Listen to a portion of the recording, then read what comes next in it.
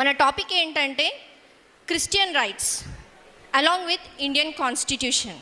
Okay, మనము కాన్స్టిట్యూషన్లో చూసినట్టయితే మనకి 4 ఆర్టికల్స్ మనకి మత స్వేచ్ఛ గురించి మాట్లాడడంలో తెలుపుతున్నాయండి. Article 25, article 26, article 27 and article 28.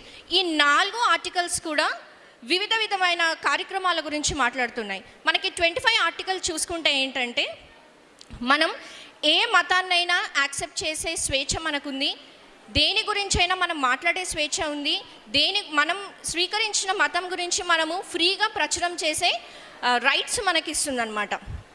సెకండ్ది చూస్తే, మనము మన రిలీజన్ పరంగా మనము ఎలాంటి క్రూసేడ్స్ పెట్టుకోవాలన్నా, పెద్ద పెద్ద మీటింగ్స్ జరిగించాలన్నా దాని గురించి కూడా మనకి రైట్ ఇవ్వడం జరిగింది.